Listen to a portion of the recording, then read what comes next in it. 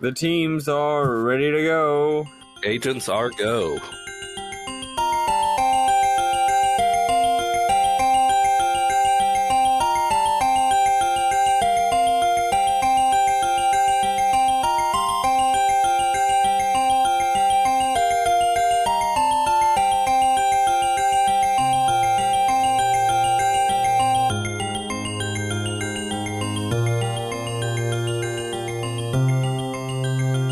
Welcome to RPG Book Club LongCast, a podcast where we play a little bit of a lot of video game and talk about how it makes us feel. I am Sam Allman. I'm David Bernard Houck. Or we play a lot of a video game, but it doesn't take very long to talk about. I'm Maddie Grace Webben. Yes, and today we'll be discussing just Chapter 10 with a smidge of Chapter 11 of Final Fantasy XIII. Not a lot happens, but we played for like 6 freaking hours this week.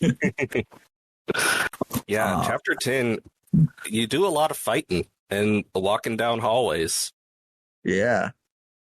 And like there are alternate routes. This is the first like actual dungeon. Mm-hmm. Like you can do different things as you make your way through. Oh yeah, you're right, you can. Yeah, there's a lot of these big rooms and stuff like that where you can have the little alternate back around routes, which I mean, it's a little tough, though, because I feel like it's like, oh, the game's giving you the freedom to do what you want here. Well, no, because I'm going to try to get every chest, but also try to avoid every battle. So whatever path is the path I'm doing.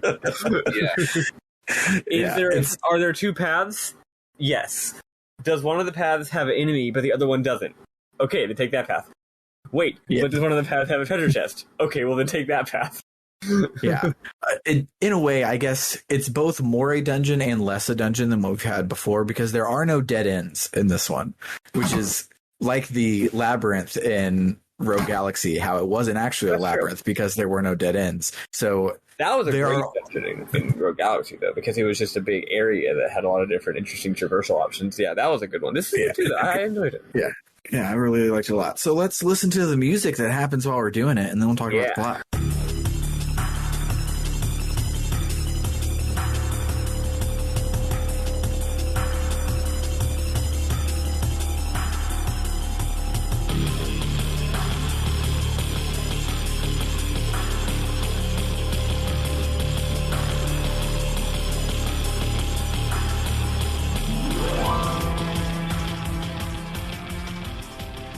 All right, Bernard, take it away. So when we last left our heroes, they were in a airship that disappeared, and it turns out it crashed in what looks like an abandoned subway station underneath the capital of Cocoon. Vanille says it looks like it's from Pulse. They wonder why it's here and if this is what the Pope wanted them to see. Pope points out that it seemed like the Pope wanted their focus to be fulfilled, but that's weird, and they don't understand why. And we were confused about the same thing last week, but the characters just didn't have time to express that they were also confused last week because shit was happening. Mm-hmm. Snow is out of it, thinking about Sarah. As the party heads into the ruins, Snow apologizes to Lightning because he was wrong about Sarah's focus. Lightning tells Snow to let his faith in Sarah drive him. It even made Lightning want to believe. As the gang makes their way into the ruins, the floor suddenly glows red. Their brains start glowing and aching. Giant pillars open and drop out pulse robots. The party fights them off. We gain the ability to develop any character in any role, except the way the Crystarium is set up, they still are very much specialized. Yeah, it's a fucking lie. Just for context here, at this point we've been developing your Crystarium for a long time, right? And when you first start developing your Crystarium, each new ability, which to be clear, each new node is like plus 10 HP, right? Shit like that. Things like Sphere Grid style. How much do they start to start with? Like 100 for each one? It's like 100 tops, yeah. Yeah, it's like 100, 100, then it's like 500.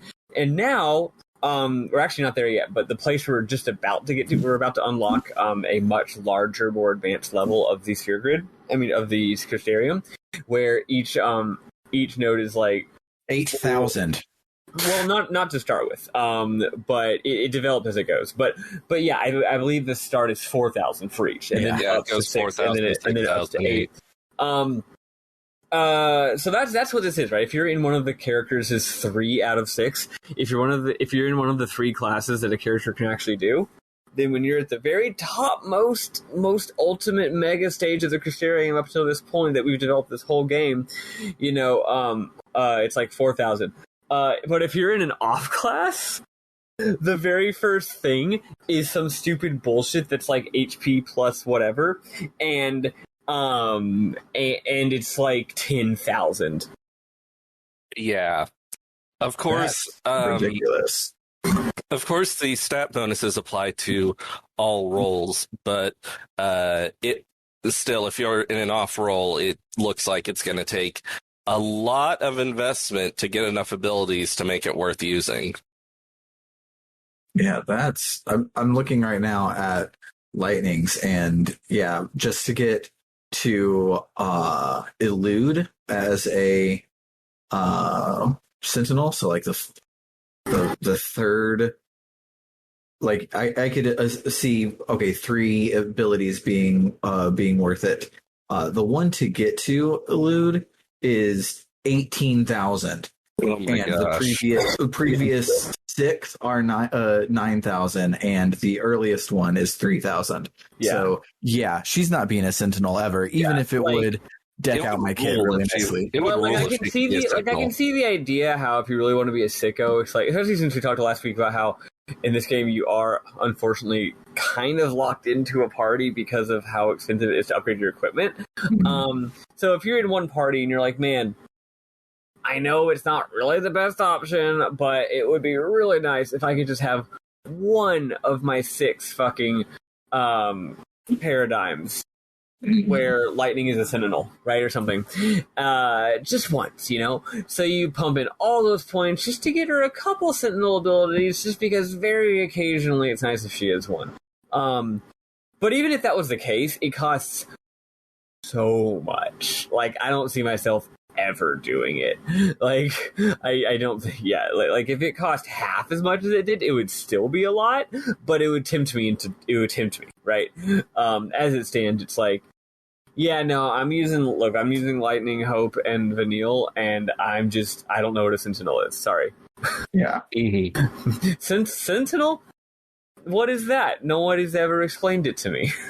Yeah. If like the first one was like 18,000 or something, and then you had like normal levels after that, so it's like unlocking it would be a hard thing. If you want to actually unlock it, that would have been fun actually, but that's not how it was. Yeah, no, it starts big, it stays big, it gets bigger. The final 2 levels of her Sentinel one are all 24,000. Insane. Yeah. Which, well, okay, now that I think about it, 24,000 seemed like a lot when we first unlocked it, but now that's only 3 nodes in the highest level stage, although those nodes take fucking forever to get to. So yeah, it's like you're getting around, by the end of this chapter, you're getting around 1,000 per battle, so that's 24 battles. And battles take a while. They sure do. They sure does. Yep. So, anyway, we're further in the ruins now, and Vanille says this place must be an ark. She says long ago the Pulse Fal'Cie were afraid of invasion and created an army of living weapons. They stored these weapons in arks and hid them all over the world. Fang says arks were also meant to train l'Cie. Lightning deduces that the Pope sent them here so that they would become stronger weapons. After a long journey through the ruins, they run into Rains. Fang asks why he's here. Lightning immediately calls him a traitor and attacks. He effortlessly disarms her. He says his focus was to put them on the path. Rains is a l'Cie. He did his best to... Yes. And more importantly, his first name is Sid. I don't know if they said that earlier, but I had not noticed, so... Yes, that I'm pretty sure in his first cutscene, he introduces himself as Sid Rains. Well, there you go. Reigns had done his best to assist them as ordered by the Sanctum fal'Cie. The fal'Cie have guided their every step. Their luck hasn't been luck at all. Bartandalus is crafting them into the instruments of Cocoon's demise. Saz is like, but why though? And Reigns is like, to restore the Maker, the entity who created both humans and fal'Cie. Long ago, the Maker departed this world, leaving the two races behind. Humans and fal'Cie are brothers, orphaned by the same parent. Humans forgot the order imposed by the Maker. They began to war amongst themselves for the first time in history. The fal'Cie focused on recalling the lost deity and returning the world to its former glory. This purpose lies at the heart of all their actions. The destruction of Cocoon and the lives of this world's entire populace will be the sacrifice to restore the Maker. Hope asks why the fal'Cie need them. Reigns says their existence is bound to the creation and maintenance of this floating shell.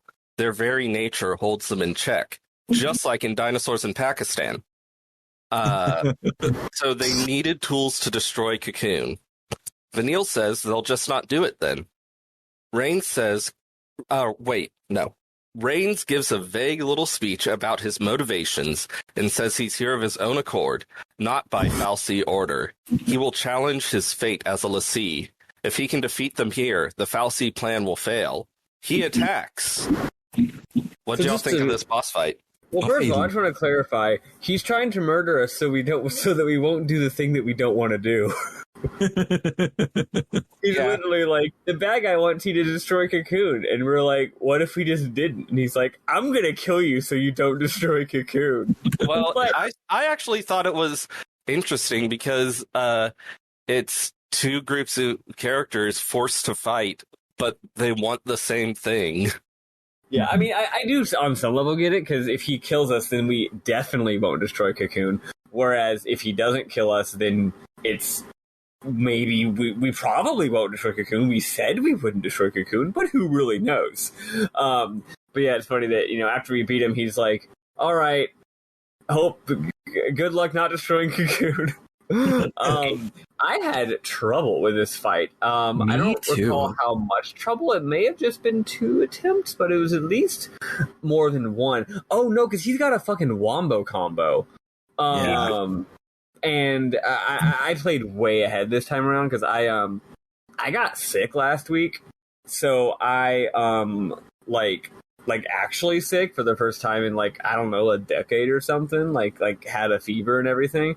So I was just laid up in bed and my brain wasn't working, so I didn't have the focus or attention to do things that were more difficult than playing Final Fantasy XIII. So the point is, I don't really remember. And also, announcement, I'm no longer doing a low-level run. Because the plan actually was all along that once we got to the next chapter in the game, I would stop, because at that point in the game, it's like, hey, you have all these side quests, you can have fun grinding. And I figured, hey, the way that levels scale in this game, the way that experience scales in any game, leveling up later always takes less time than leveling up now, right? Because enemies give you more XP. So I literally was like, if I save time now, I'll bank it up, and then I'll make it up later when the game opens up. So anyway, I'm now super overloaded because of how I got sick and did a lot of side quests and grinded. Anyway, but yeah, I don't remember what I did with his wombo combo, but I remember he had the capacity to just fucking one-shot me if I wasn't being careful. Oh yeah, you just gotta stay totally buffed at all times. Yeah, I didn't have too much trouble with him. I beat him in 1 try, but it was intense. And I love this fight because, he's also a l'Cie. I think he's the first l'Cie we fought. Yeah, he is. And he has roles. Depending on what you're doing, he'll completely change up the kind of stuff he does. Yeah, it reminded me of the final, of all things, the final battle of Dark Souls 3. Where, he'll yell anime style, that he's changing to, a defensive or an offensive or a healing, I don't know if he yells it or if it literally says, a text box on the screen, but he'll literally will be healing! And then he'll be healing himself. And that's the trick to beating him, because you have to realize, when he says, I'm going on offense, you need to go on defense. Like, you can't, like, a lot of bosses in this game, you know, if they're attacking you, you just go on diversity, right? I'm sure you'll use that role a lot. Diversity is when you have one commando, one ravager, one healer. You just stay on diversity, right? But no, if he goes on attack mode, you legitimately need to drop what you're doing, maybe even lose your stagger combo if you have to, because he is going to annihilate you, and you have to just deal with it until he moves out of attack mode. Meanwhile, if he switches into heal mode, you're like, all right, Ravager, Ravager, Ravager, get that fucking meter up, baby. And once you get the timing of that down, it's very, like, it's, again, this game, a lot of it, it's not about deep, like, strategy. You're not thinking about, like, spreadsheets. It's more about, like, vibe. Like, it is an intuitive, like, switching roles 5 seconds earlier or 5 seconds later is the difference between winning and losing in this game. It's just knowing that kind of intuitive when do I switch? Like you're like a coach or something, as opposed to like actively fighting. It was really cool. Yeah, it's. I think I mentioned before that it feels like a dance when you're doing it, and it's like you're reacting to what's going on, and it's very like the vibes, like you said, of going through. And this battle was really, really good at delivering vibes. It took me like 7 tries. I don't know what it was, but I just kept fucking up. And I maybe even had to grind a little bit. I don't remember if I did or not, but I definitely, I at least probably had to like go into the menu and craft some shit or something. Fun fact, Sam, I think you mentioned this before, but I'm mentioning it again regardless. Don't forget to upgrade those accessories. Holy moly! Yeah. Because if you upgrade your weapons, it's great. Don't get me wrong. It's amazing. Lightning is like goes from like you pour in you go from sword level 1, sword level like 25, and it's like your attack power has literally tripled. Mm-hmm. But by upgrading your weapon, you can only raise your attack and magic. You can't raise your defense. And like, man, that accessory, what's it called? Like Royal Armlet. It's by default it's raise all defenses by 5%, and weirdly enough, it's not that much experience to level it up, and I now have it where it raises all your defenses by 13%. Nice. Yeah. Which didn't, like, some of them, like the HP one, the HP up one, it's like HP plus 300. If you put, like, every goddamn item you fucking have into it, it's like, okay, now instead of 300, it raises HP by 340. And I'm like, big whoop, dude, that's a waste, right? But yeah, the percentage one, that... Yeah, anyway, make sure to upgrade your equipment, folks, or your accessories, folks. Mm-hmm. Oh, one more thing, actually. Have either of y'all gotten an accessory that just raises physical defense? Yeah, I think so. I don't remember. I may have missed it. I think I have an accessory that raises physical defense by 10%.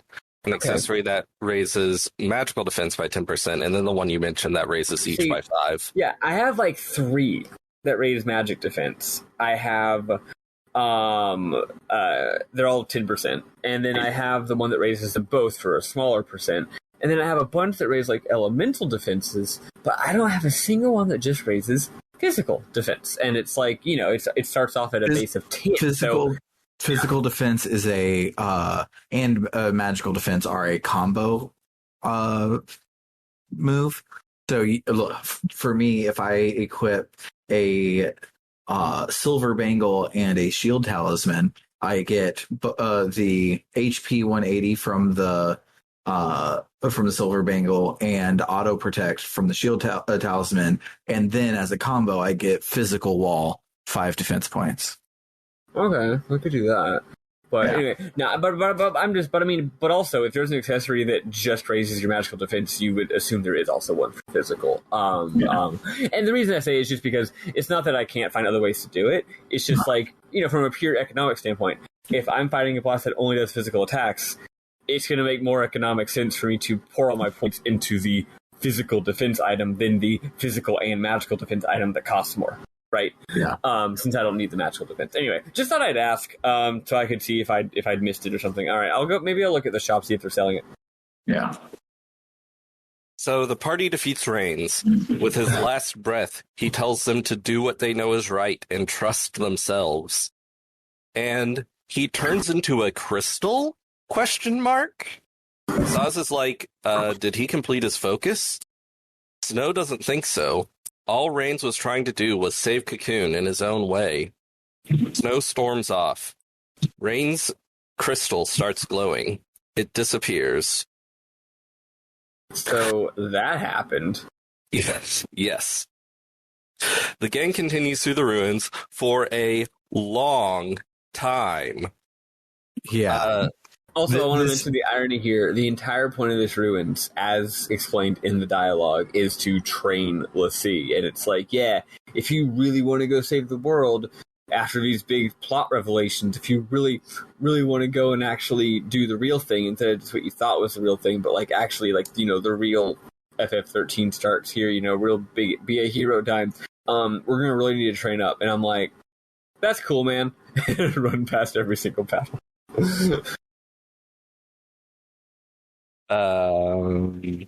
So yeah, you might have thought because we just fought a huge traumatic boss that it's the end of the dungeon, but no. We continue through the ruins for a long time. Then, sort of out of nowhere, Snow gives a hero speech. I sort of get the impression he just has to do this every so often. And everyone kind of is like, good for him. Yeah. You're valid, Snow. He says that even if it means becoming a Seath, he'll make Sarah proud. It isn't the fal'Cie they should listen to. It's Sarah and Reigns. Their focus doesn't matter. What matters is that they protect Cocoon. Everyone agrees. Except Fang. She's like, fuck Cocoon. Let them get what's coming. Cocoon hates them for being LaCie, so what if they die? Better that than watch a friend go Seath. She says she'll smash Cocoon out of the sky. She says she won't let it end with Vanille becoming a Seath. Her brand glows. An Eidolon appears. Fang seems to recognize it. Fang says Eidolons supposedly help LaCie and are their salvation. If they can't decide what to do next, Eidolons come to put them out of their mercy. The gang protects Fang from the Eidolons' attacks. Fang asks why. Lightning says they're protecting one of their own. They can do without that brand of mercy.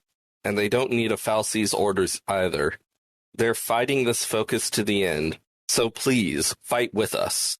Fang and gang fight Bahamut. It goes pretty smoothly for me. It actually took me many tries, although I was being a little dumb. But also, Fang is not in my main party, so she didn't have very good equipment and shit. I had to spend some juice on her a little bit. But I don't totally remember, but I think I just kind of like didn't like get it as far as her battle was concerned. I was like being dumb, and then I stopped being dumb, and it was fine. I think this was the first Eidolon I did not struggle a lot with.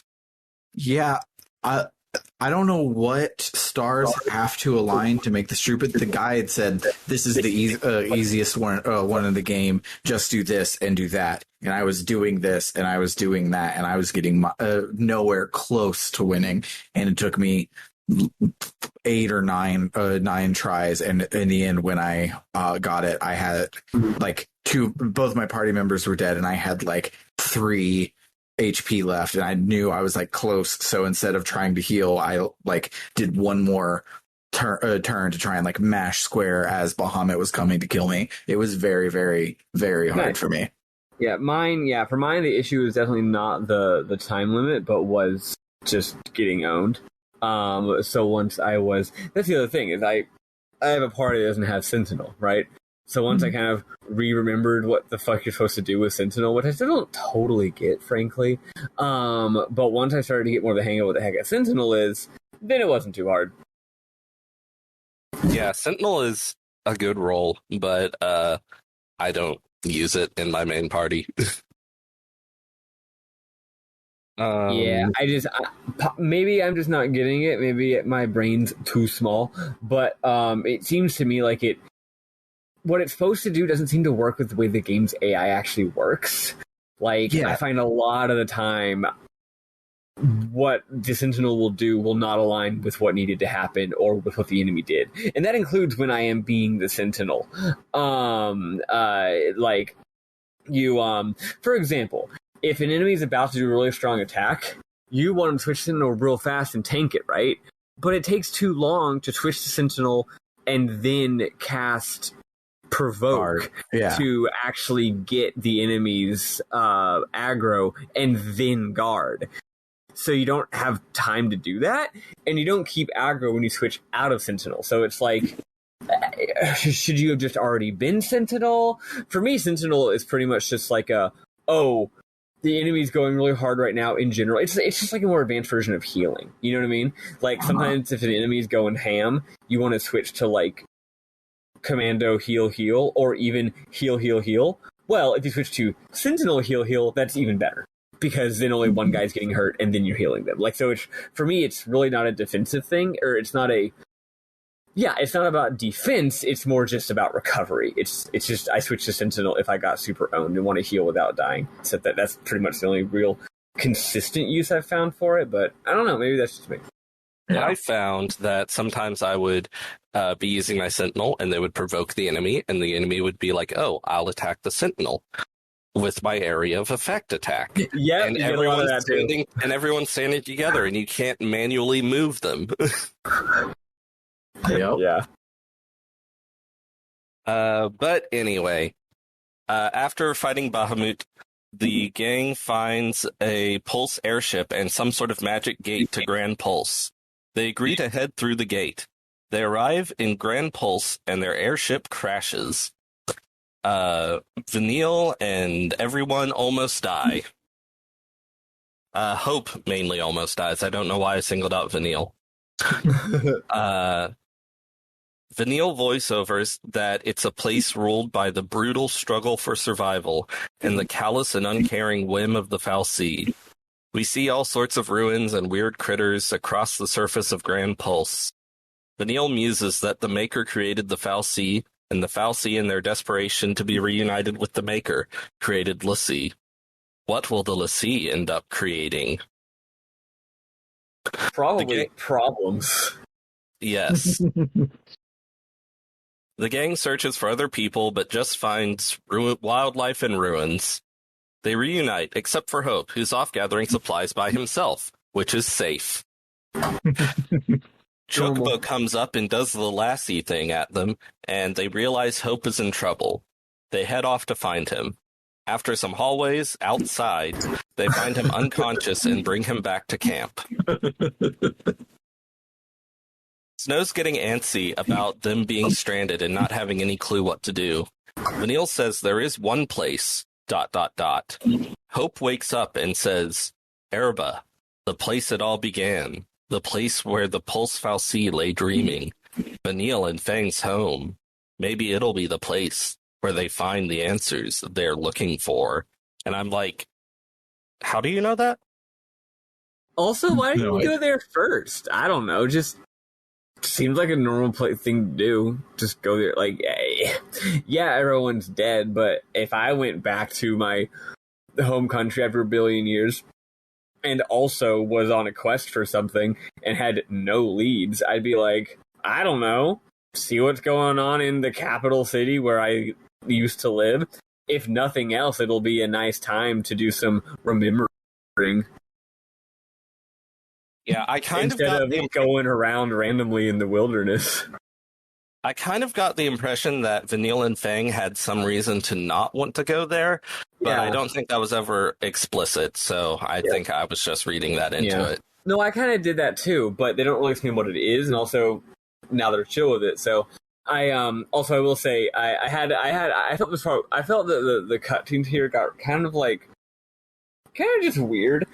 Because the game, I feel like this is supposed to be like a front and back half of the game kind of thing. I think this is supposed to be the entire back half of the game. It's like, the front half is this linear series of exciting adventures. We get to what is very obviously the, like, Disc 1 final boss, right?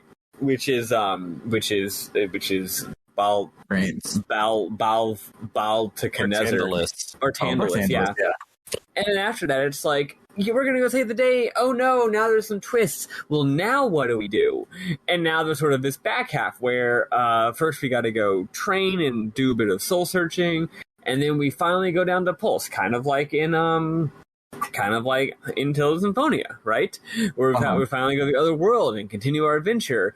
But they probably had to cut stuff or something, because what is supposed to be, and then they go on a big adventure throughout Gran Pulse, is like, it shows them crashing, and then it cuts, and I am now looking at the data log to make sure that I'm right here, and it turns out that plot-wise, the l'Cie scour Gran Pulse for some way to overcome their focus. But even after days of searching the bleak terrain, they discover nothing.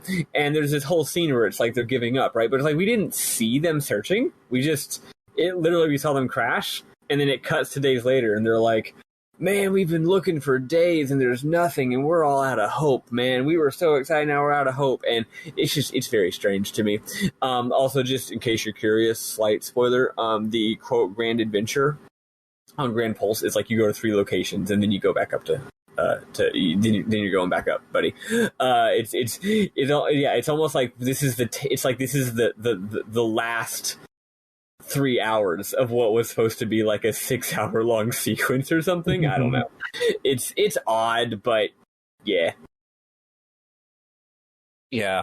Like, for example, it says, as time passes and their fruitless expedition drags on, the l'Cie slowly come to frustration and despair, their most dangerous enemies. So it's like, yeah, frustration and despair slowly succumbing, dragging on, buddy. It's been 2 days.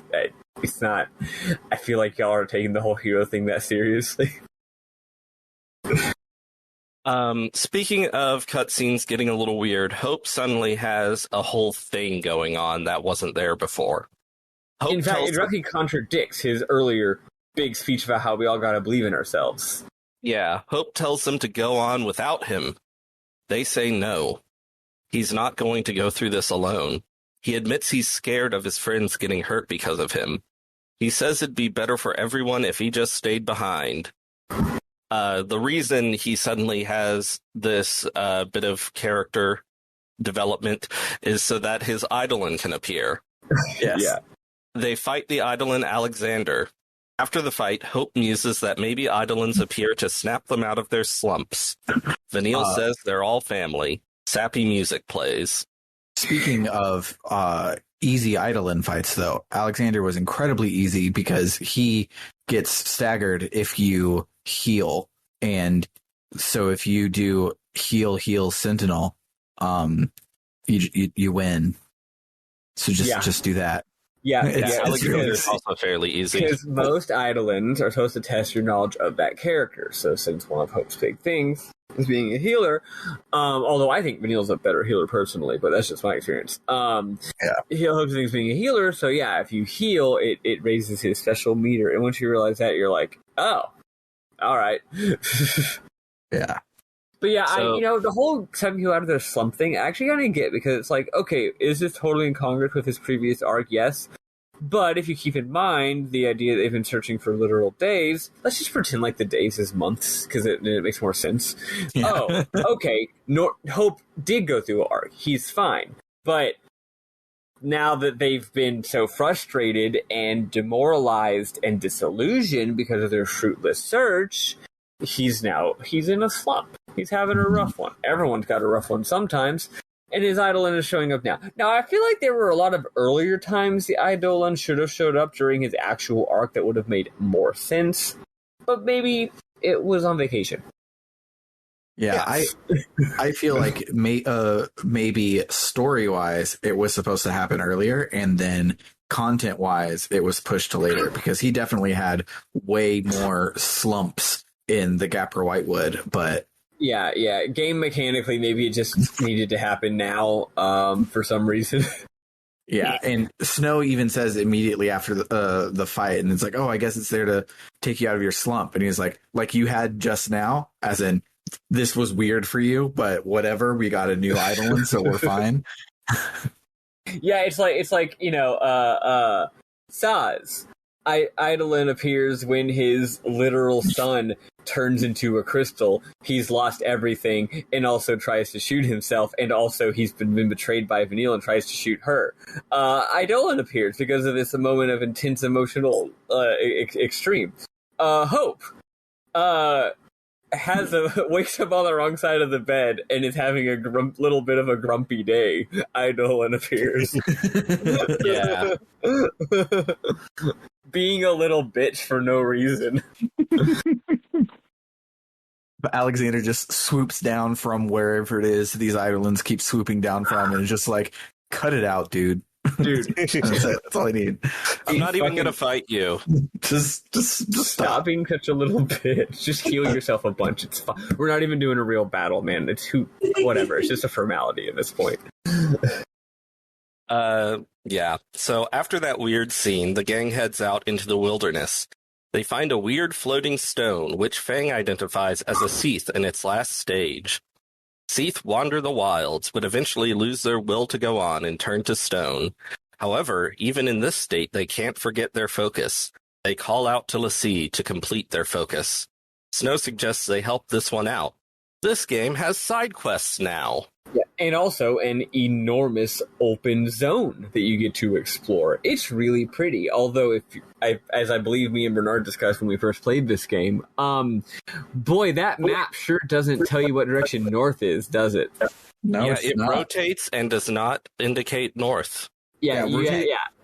Rotating minimaps are only good if they are also a compass. Like, I prefer rotating minimaps because I'm like, oh, it gives me a compass, and I know I need to go northeast. I just line it up to be northeast, and I go on my merry way. But I'm often still rotating minimap if you can then press the button to open up the real map and it's no longer rotating.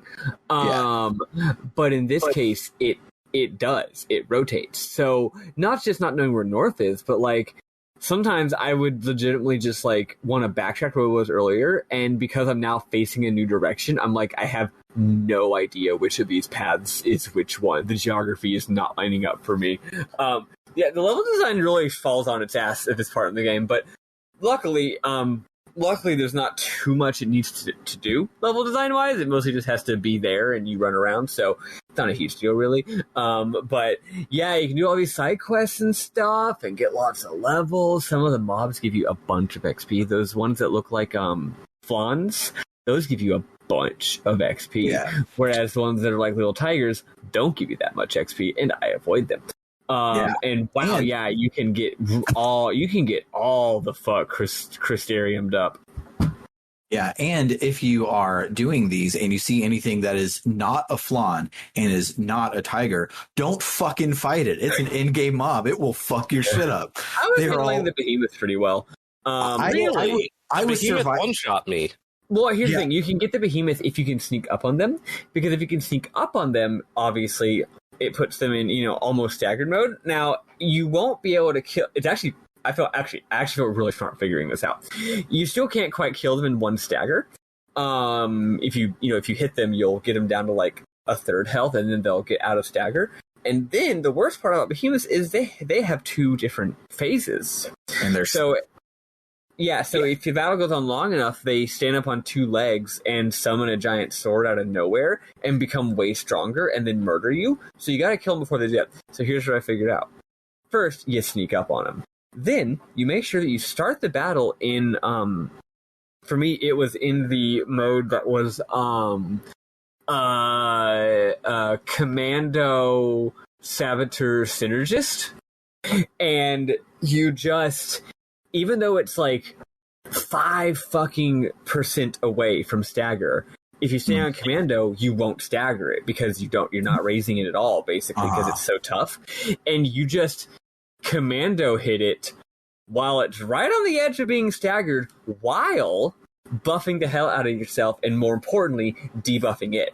And as soon as you hit it with that de-protect, which lowers its physical defense, then you switch and you stagger it, and then you can kill it in one go. Clever. Once I figured that out, I went and killed a bunch of them, actually, and it was really fun. And I got a lot of XP.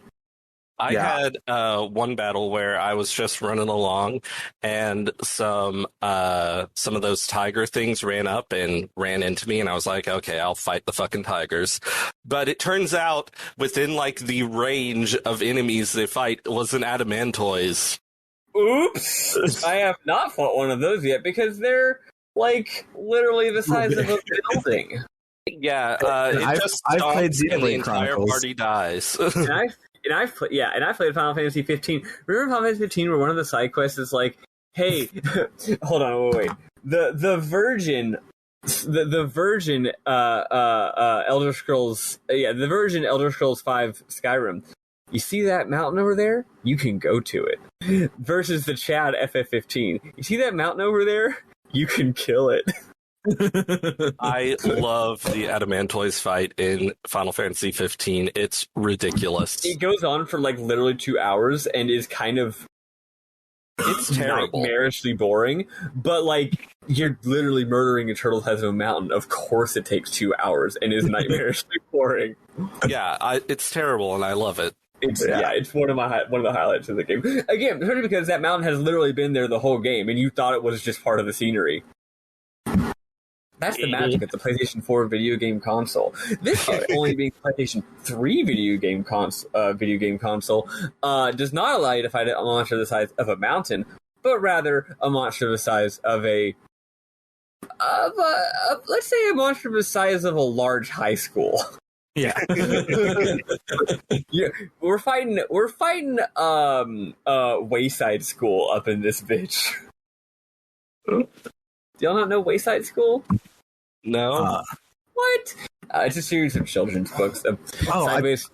I knew the children's books, but I was like, surely she's not talking about the children's books. No, the children's books, Wayside School. It's a children's school where the architect fucked up, and instead of building a school that had 50 rooms located next to each other like a rectangle, they instead built a school that was 30 stories high, and each story was one classroom. So it's a giant school. It's a school that's a giant tower.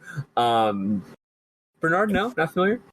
Oh, it was like one of those things where when you're a kid and you don't know what like art is, if you ever experience like it's like surrealism or like experimental literature for children, and it like blows your brain.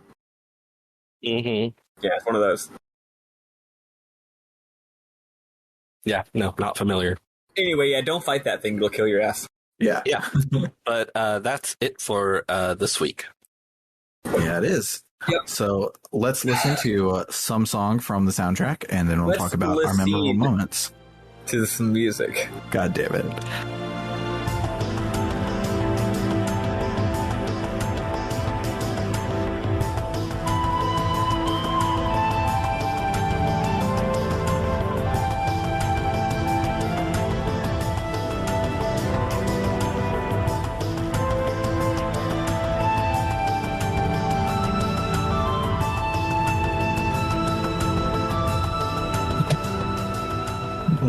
Okay, Maddie, how was them their data logs this time around? So I didn't read the ones on the quote events because I ran out of time because it was so much, and I literally fell asleep while reading them because I didn't get into sleep this week. But I read everything else and I learned some cool stuff. So some cool and some funny. I like this one. When you're in the big zone, there's one called in gameplay basics called yellow indicators. Listen to this text. It's just written very strangely. You will find swirling yellow indicators on the ground in the Archeite steppe that appear in no other locations on Gran Pulse or Cocoon. These marks indicate jump points, where a creature with enough leg strength just might be able to leap to a distant destination. Which is a really dumb way of saying, walk into this thing if you want to jump. I think it means you need a chocobo to jump that.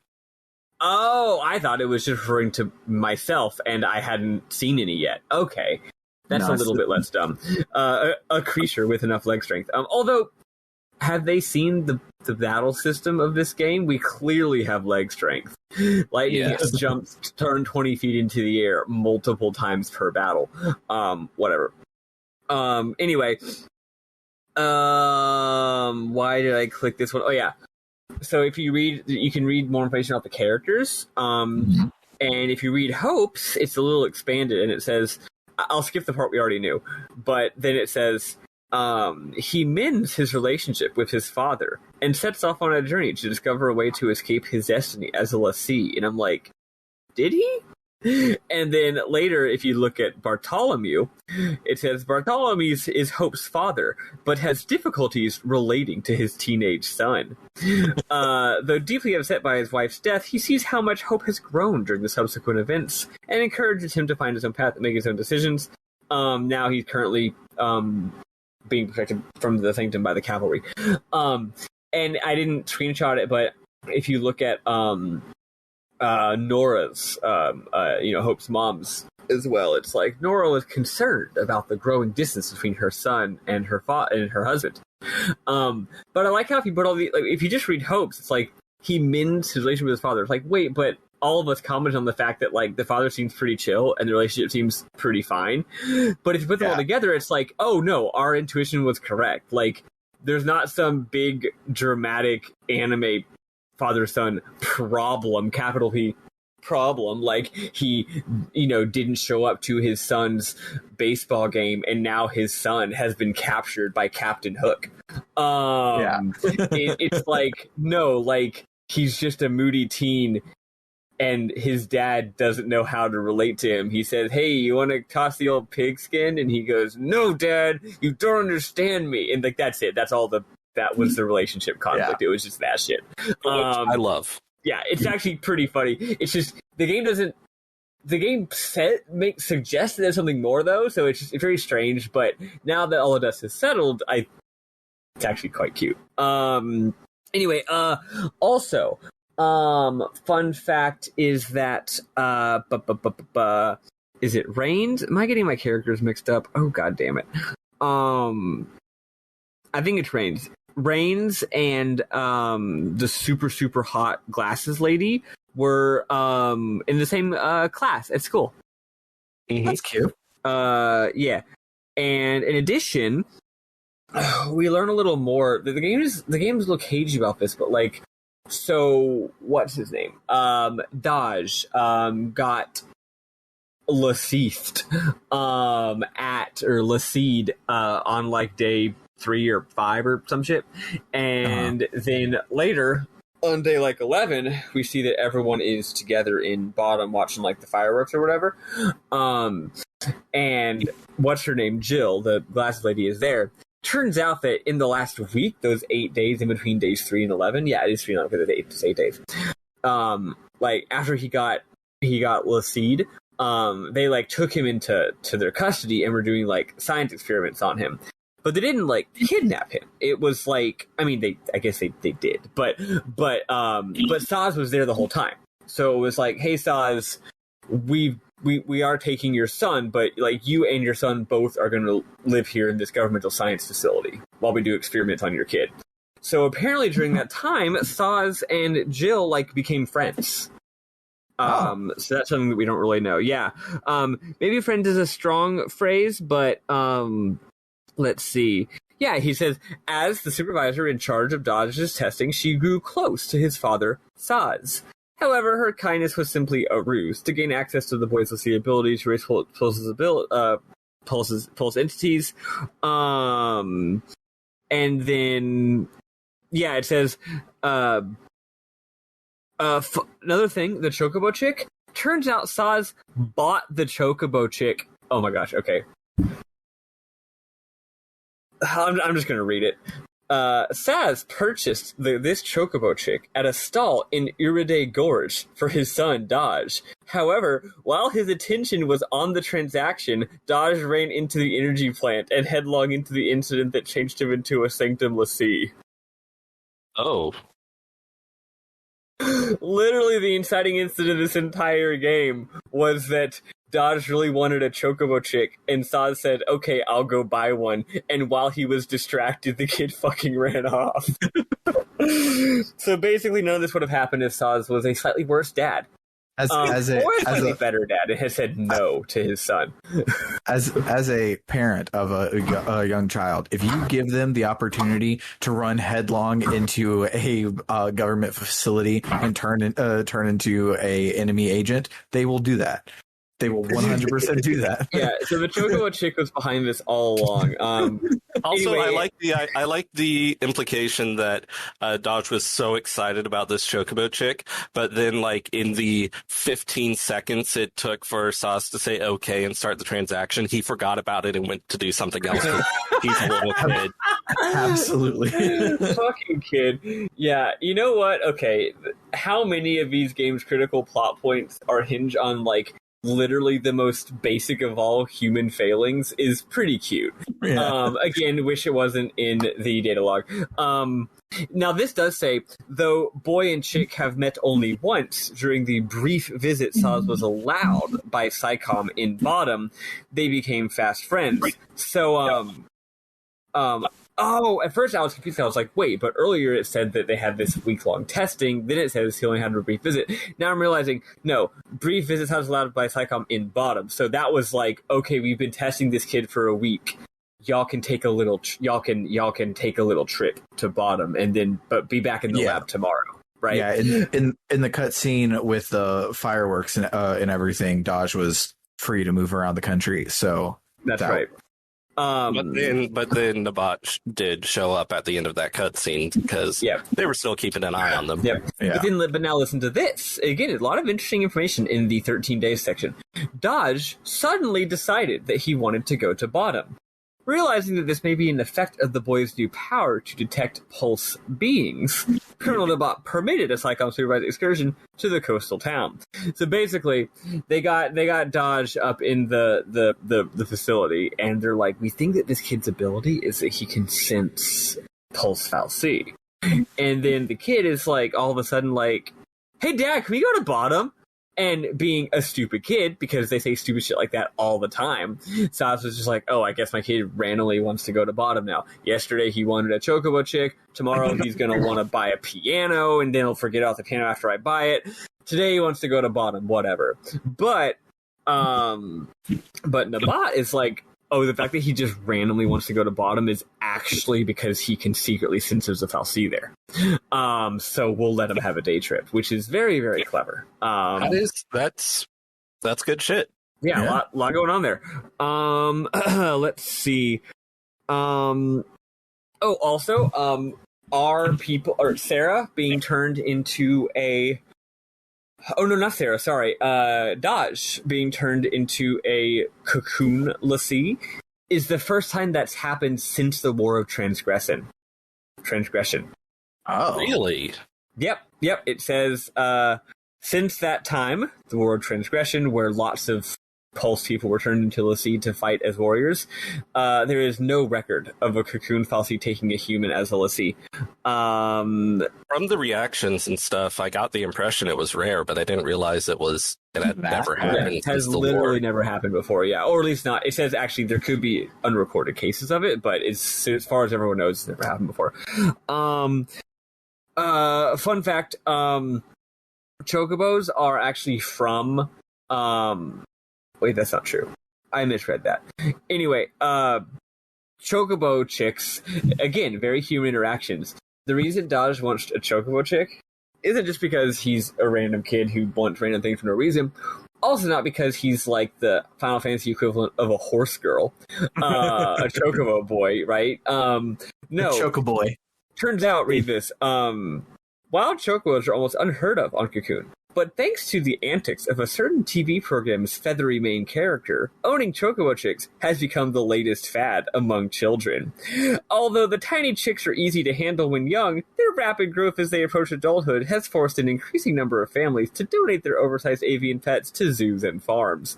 So, Dodge, like every other kid, literally just got really into Paw Patrol and now wants a dog because of the fucking TV show or the YouTube or whatever. He's just like, the Dodge is just a completely normal kid, like wanting a Chocobo chick is just the same thing every other kid's doing because it's a fad because of TV. So good. Poor Saz. Poor Saz. He does his best. He's literally walking around with a Furby now because the Furby attached to him, and his kid just wanted a fucking Furby. Also, I will say, while I was doing some side quests, I ran into some cutscenes that I'm not actually sure if they were. I think they may have been optional, or maybe not. I don't really know. The game is a little weird about where it tells you to go, because I thought I was very, very clearly avoiding going to the go here marker, and yet I again, not going to the go here marker, going in the opposite direction, managed to trigger a cutscene. And then after the cutscene, the go here marker said to go to a different place. So I was just like, did I just advance the plot on accident? Did I actually trigger the next cutscene? Did I skip a cutscene? So anyway, if this is actually a required cutscene for next week, then I won't say it. Then I apologize. But there's a cutscene where they see a big flying thingy, a giant flying worm in the air, and it's flying off in a direction. And they're like, "Oh, what the hell is that?" And someone's like, "Oh, it's a Pulse File C. Oh, it's flying off towards Erba." And then they have the idea that they should go to Erba. And I'm like, wait, but y'all already had the idea to go to Erba in the previous cutscene. But now they're going to Erba to follow this File C? It's weird. But the reason I mention that is maybe it's optional. We won't see it next week. And secondly, there's a data log entry about it. This File C soars through the sky with an ease that seems almost uncanny. Anyway, basically, just like Cocoon, most Gran Pulse File C are in charge of making the world run, terraforming, modifying the environment, doing water, plants. But the Haka, the big flying worm one, does nothing of the sort. And then the data log goes on to be like, yeah, no one really knows what it does. It just kind of flies around. I don't know, man. And here's the god of lightning. Here's the god of crops and fertility. Here's the god of love and passion. Here's the god of gestures vaguely. I don't know, man. It's big. It flies around. What more do you want from me? Be a god that's just big and flies around. It's just big. What more do you want from me, man? That's it. And then one more final thing, which is, I guess, is more of a memo I want to mention, is how funny it is that they make it out that Lassie is this super, super big deal, and that, what's your focus? Oh, my focus is to destroy the world. Oh, my focus is to bring together these great heroes. Oh, my focus is to detect other File C.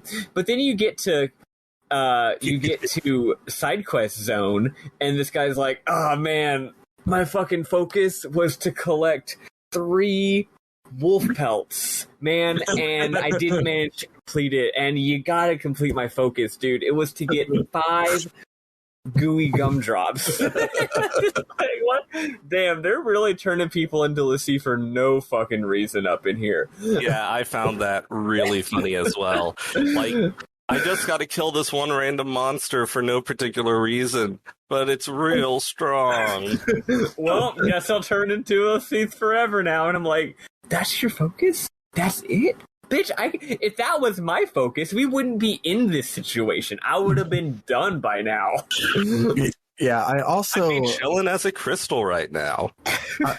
I love that. Why does everybody else get all the chill focuses? It's you have to do your focus, and when you complete your focus, you will turn into a crystal. And if you don't, you will turn into a crystal that then bitches about not having enough gooey gumdrops. That's the other thing, because we saw at the second dungeon, the second chapter of the game, that if you don't turn into a crystal, you turn into a Seath, and a Seath is literally a zombie. We kill them in random battles. But here it's no, this is a Seath crystal. Maybe you turn into a crystal for a while, stone, and then eventually that stone turns into a zombie. It says it takes a while. This is the final form. It's just weird. It turns into a zombie, then it turns into a stone eventually. I just feel like if you've already got a human, Like, okay, so like 2 arms, 2 legs, the works. A head, like internal organ systems that allow it to function. Like, going from human to zombie seems pretty easy. But if you're going from human to giant rock and then to zombie, it just seems like the whole system could be working more efficiently, is all I'm saying. No, but you're going from human to zombie to giant rock. I don't think so, because when you kill the zombies, they're just dead. The Fang says the sea stones are Seath in their final stages. I thought that meant like final stage before finally becoming a Seath, but so maybe if you don't kill the zombie, eventually it turns into a big rock? Yeah. Oh my god, yeah. Giant rock. Anyway, I think that they just had to make everything in the game crystal themed. And needed some way to have side quests. And they needed some way to have side quests, but also didn't want there to be any actual other characters. So they made this up, and it doesn't make sense. Yeah.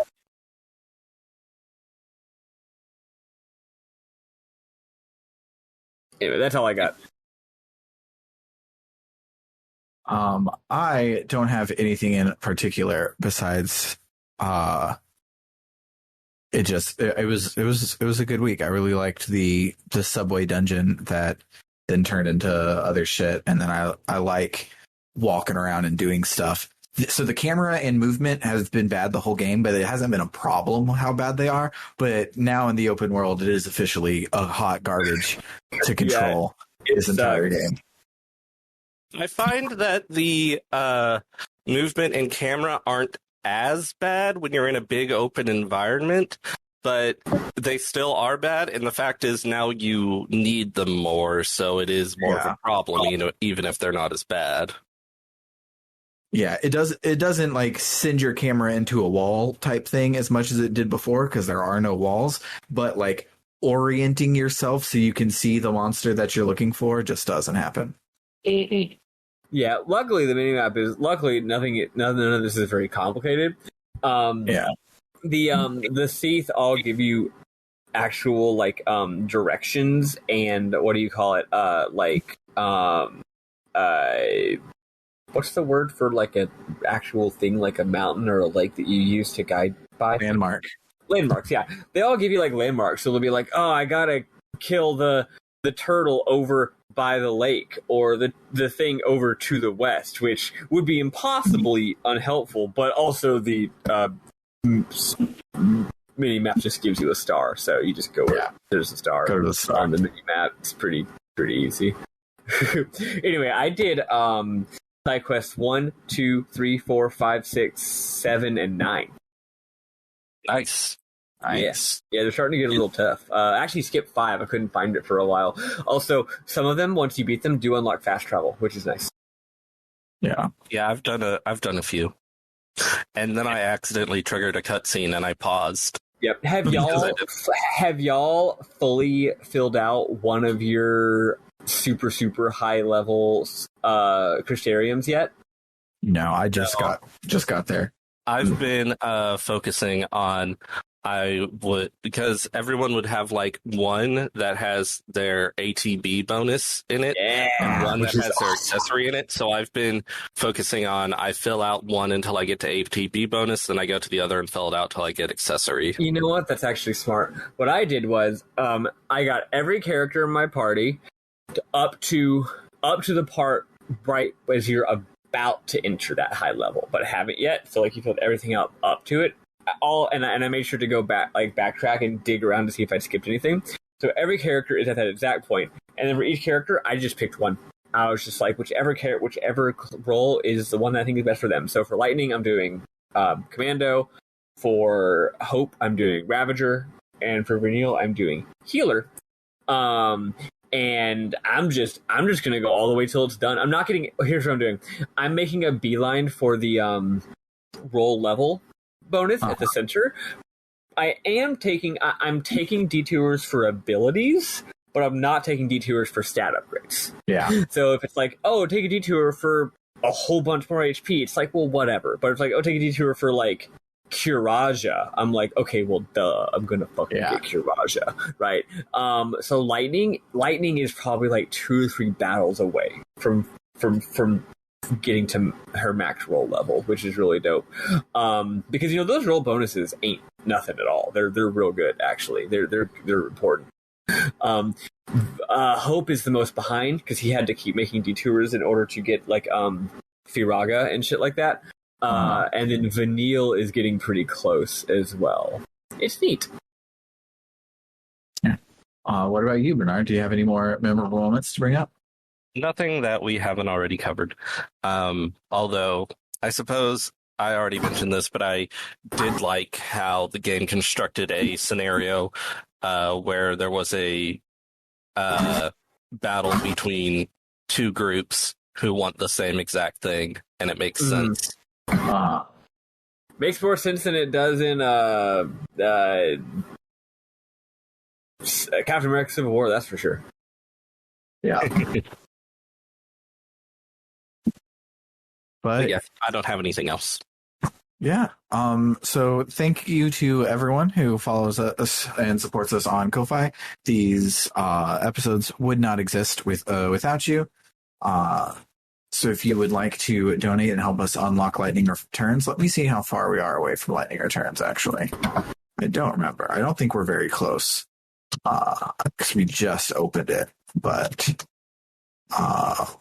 never mind. We are 7% of the way to unlocking lightning returns. Damn, so if you want to make us be 2 games behind on this, we can just power straight on through them. Head on over to www.rpgbook.club. We're probably going to be taking a break. It's just throwing that out there. I might be insisting on that. But anyway, but not too long of one. Yeah.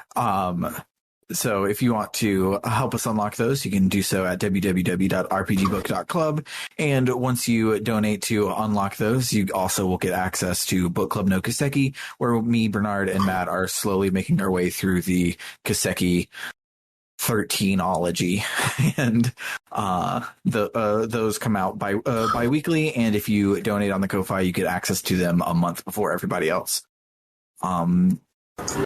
Yeah, I think that's it for we our wanted them to be weekly, but we very quickly found that doing hard.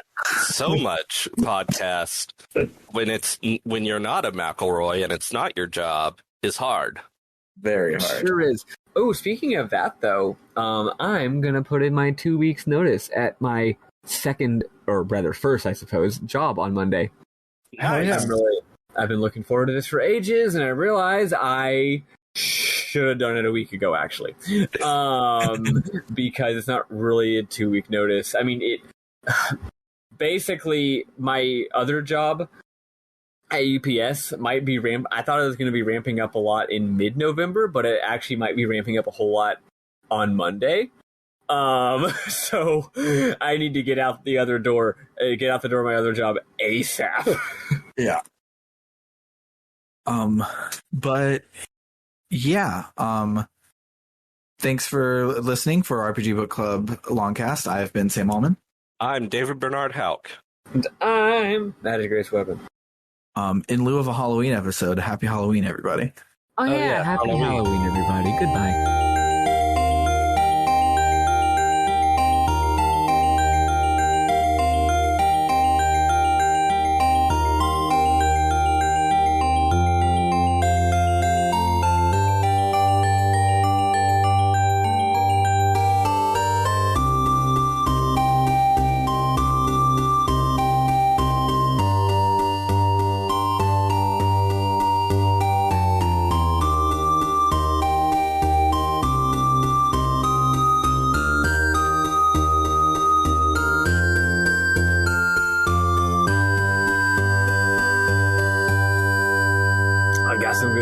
Stuff this time around. Awesome. That's good because the notes for this week aren't very long. Yeah. So a lot of playing and not a lot of cutscenes, which is not usually how this game goes. The art is big. Yeah, fifth arc goes on for a long time. The arc. Especially when they very clearly are like, this is the boss. Keep playing for 2 more hours, though. Yeah. Hope you like that boss. Was there like an actual real boss at the end of the chapter, or was that really it? At the end of the chapter, you do Fang's summon. Yeah. Oh, that's the actual boss of the chapter. Okay. Gotcha. His summon is pretty easy, though. Yeah, it is. But yeah, I totally thought we were done with the arc when Range showed up, but no. Because again, this game is actually structured like an action game where each chapter is literally a level and there's a boss battle at the end, which is cool. Honestly, obviously we talk about how FF7 develops and FF13 in so many ways, and in a way, like, yeah, but also FF7 is, a remake of another game and does follow that game's plot and structure in a lot of ways. I would love a game that is very more, well, maybe, well, no, I've heard FF13 2 and 3 are not this. I would love a game that is more of a successor to this game, where it really is just like, no, like each chapter of the game is levels, and you go through battles and have a boss, and except maybe it's action based and better. I guess I'm talking about the last story. Paper Mario Sticker Star. Oh, I talk about it all the time. That's a great game. Yeah. Sticker Star is what if RPG was levels, and that's true. That's a great game. Although it should have. No, I mean, I love Sticker Star. I will defend Sticker Star. Fuck the haters. But it would be nice to add a better plot. Yeah. Instead of the plot just being, there. Which I heard Color Splash is Sticker Star with a better plot, but I haven't played it myself yet. Yeah. I can never trust the fans, because the fans are all like, oh, Color Splash is so stupid. Oh, Origami King is so dumb. But all those people also think Sticker Star is bad. And that game rules, so I can't trust anybody. Yeah, everyone just wants Thousand Year Door again, but Nintendo doesn't want to do that. Yeah, it's like, buddy, they already made Thousand Year Door. Like, I don't know, man. I love the people who are just like frothing his mouth for another turn-based JRPG. It's like, buddy, we've got lots of them. Yeah. Even in the Mario milieu, there's so many of them. They're all real good, and they're making more of them every day. It's fine. Just don't worry about it, man. Well, I don't know if they're making any more of them because they shuttered Alpha Dream, so we might not actually have any more RPGs. Oh, true. What? Oh, so you're saying you don't just want an RPG, you don't just want Mario game, you want an RPG that is also a Mario game. You know what, man? Grow up. Get some perspective.